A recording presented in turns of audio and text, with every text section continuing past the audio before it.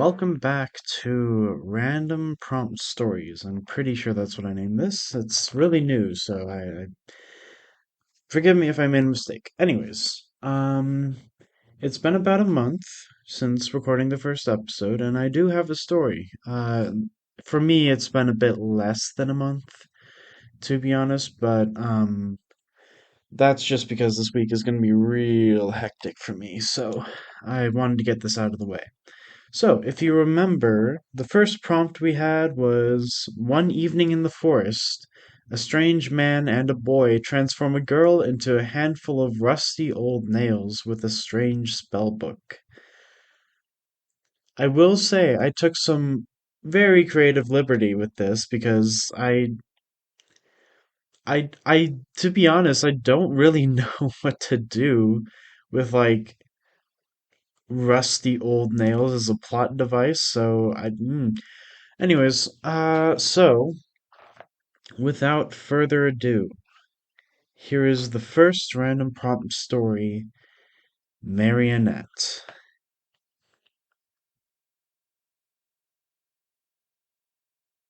Alexander is pretty familiar with strange things, he supposes.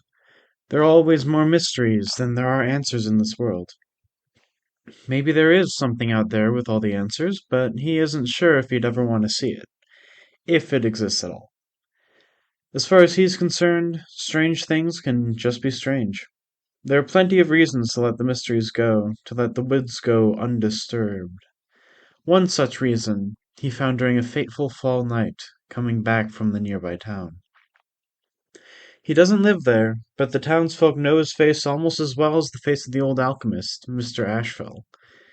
For as long as Alexander could remember, he had been in the care of the old man as his apprentice. Ashfell always took him on his trips into town to pick up food and supplies, and although the people typically avoided the old man, they had always been kind to Alexander. One of the town's farmers, who's also the local carpenter and tailor to be expected in a small town, called Mr. Davidson, is especially kind. He would occasionally sneak extra produce into the boy's bag, knowing that Alexander would refuse if he knew. He has a smile that is all too rare in these parts, something that he shares with his daughter. Her name is Merrily, and although Asheville's strict schedule prevents them from spending any real time together, Alexander would always find time to talk to her.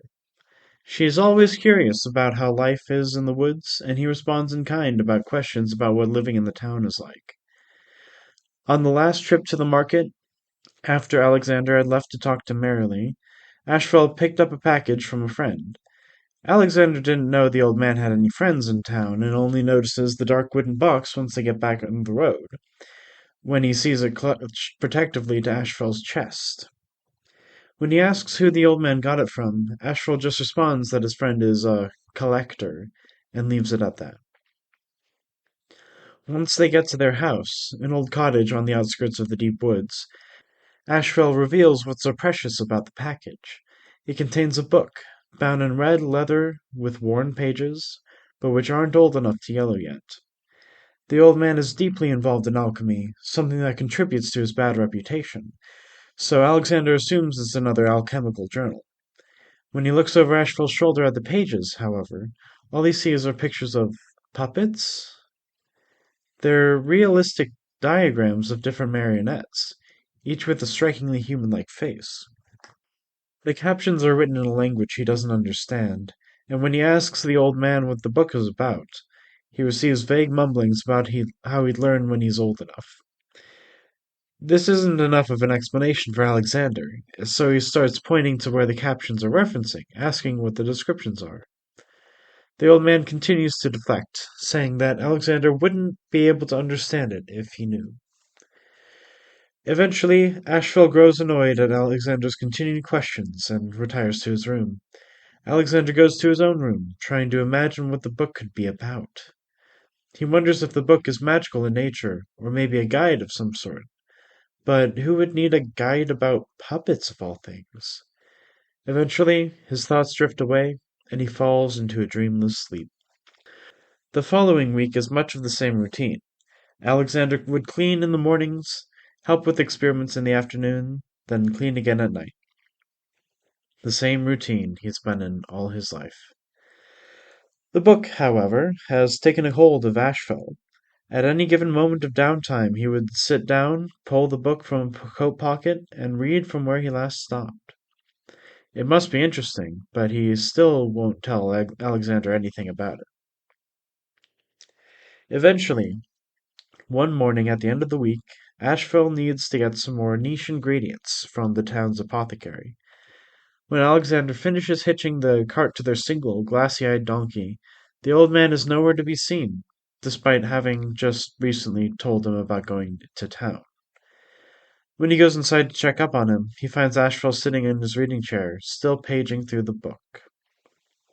"Go on, boy," the old man says. "I must keep to my intellectual studies."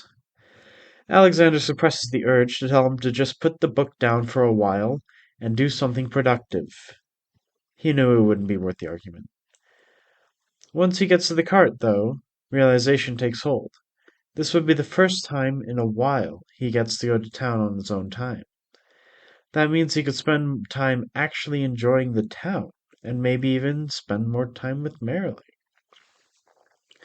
With a new anticipation brewing within, he takes the reins and begins traveling away from the woods. Maybe he could even find a connection that would take him away from the crazy old alchemist. Who knows? New hopes start to take shape within his sudden independence. He arrives at the town around the afternoon, deep in his daydreams of rebellion and escape. He had made up his mind to leave the actual errand for last, and went straight to the Davidsons' stall. He's greeted by Merrily, who says her father is out on a carpentry errand, trying to fix some rich person's porch. "Would you want to stay and help me man the stall? Or is the old coot going to come and drag you away again?" she says, smiling at him. "Actually," Alexander says, smiling himself, "the old coot isn't here today. Too wrapped up in his intellectual studies to care about things like food." Merrily's grin grows wider, and she pulls over a chair for Alexander to sit. The pair start to talk about their usual subjects. Alexander tells her of the shapes he saw just outside the yard, and the weird footprints he's found, and Merrily recounts the drama surrounding someone's stolen cow and a local couple's shotgun wedding. "The real drama is in the way their mothers interact in the market," she explains. "Neither one will even look at the other." "Sounds like the start of a great marriage," Alexander jokes. Eventually, market time comes to a close. Alexander helps Merrily pack everything away into the Davidsons' cart, but lingers for a while. It isn't getting dark yet, and he figures that Ashfell would be distracted until he comes back. He decides to take a chance. "Hey, Merrily, when is your father getting back?" Merrily raises her eyebrow. "Well, I'm not too sure." "Why do you ask?" Alexander feels his face growing red as she looks at him. Her dark brown eyes, he's surprised he didn't realize their color before, have such an intensity to them. He feels exposed, afraid even, but he hears himself continuing to talk. "I just wanted to, if you wanted to keep talking, I mean." Merrily steps closer, a smile playing on her face. She pauses, letting Alexander's stammering trail off. "Alexander," she says at last, "are you asking me on a date?" Alexander decides not to open his mouth in case something embarrassing comes out, and settles on nodding. He half expects Merrily to laugh, tell him off, or just scoff and walk away. She just smiles wider. "Where would you like to go?" Eventually, they decide to travel towards the woods before it gets too dark. Despite Alexander's resistance, Merrily insists that her own house wouldn't be exciting. "It's just like every other farm in town," she tells him. "Besides, it'll always be nearby enough to visit when you come back."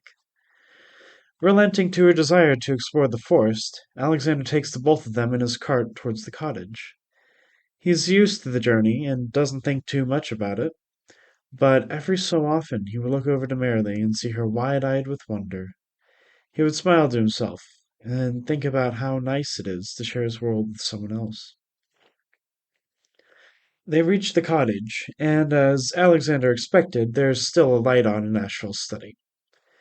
"The old coot probably hasn't moved," he thinks with amusement. He likes that word, coot. Hopefully, more of Merrilies' slang will rub off on him. He feels the cart jostle. Looking over, he sees Merrily climb down, moving deeper towards the woods. He stands up, trying to call after her without alerting Ashfell. Merrily, he says in a stage whisper, what are you doing?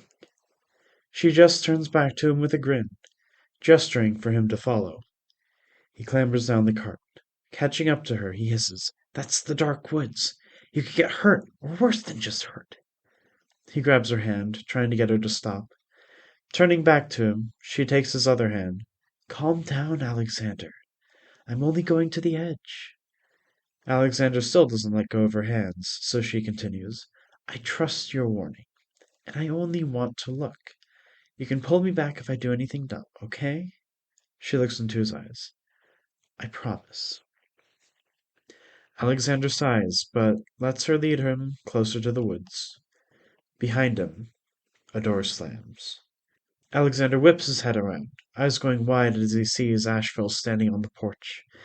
He has the red book with him, and his eyes flick across the page, mouthing the words he sees. Or maybe he's mumbling. He's too far away to hear in either case. Alexander's shoulders droop. The old man has definitely seen them now. He lets go of Merrily with one hand, or tries to. His hand is slack, but Merrily's grip is tight now, almost petrified. Alexander turns. Merrily's hands are still gripping his, but now are made of cold, sanded wood. He watches, terrified, as the wood pattern travels up her arms, up her neck, and across her face. Her still beautiful, frozen expression of fear and pain. Her wooden fingertips start to warm. Alexander just manages to jerk his hands free before they burst into a bright red flame, going up like tinder. As he scrambles back, unable to look away, Merrily, or what was Merrily, reaches jerkily towards him with a blazing hand, her neck creaking as she turns her permanent grimace to face him. But in only a few moments, the fire has done its work. It consumes Merrily, blazing up her arms, immolating her entire wooden body. The ashes crumble into the earth. The snap of a book being closed rings behind Alexander.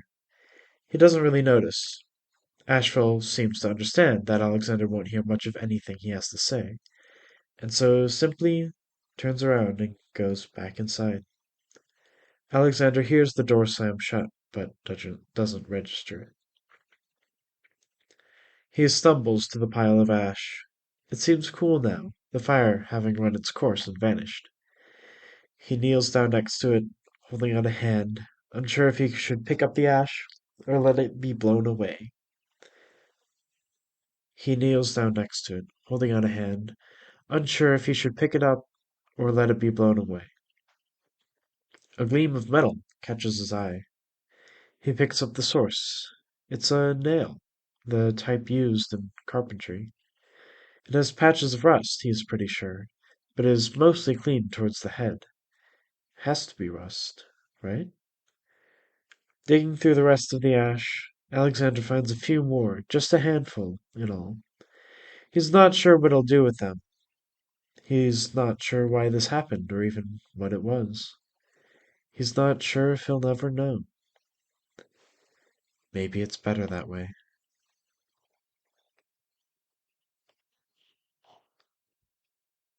All right.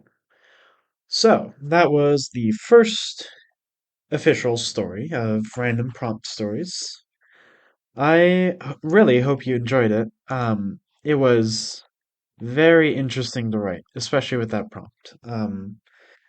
I honestly I started out like using past tense because I thought like this could be fun. And then I realized like I don't like past tense. So I kind of had to change the entire tense of the story like as I was finishing it. But anyways, now it's time to move on to the next one. And to do that, we have the random prompt generator. Oh, before I get too far into this though, I am planning on putting the document into the show notes for this episode. So if you would like to read it on your own time, it is slightly different from what I said. I tripped up a bit, not gonna lie. But if you would like to read along or read on your own time, that will be available to you. So, without further ado, here is the next prompt. One evening, in a parallel world, a woman and a boy decide to find an evil spirit with the help of a scientist, a widow, and strange bones. Hmm. That has significantly more characters than the last one. Well, anyways, hope you enjoyed, and I'll see you next month. Bye.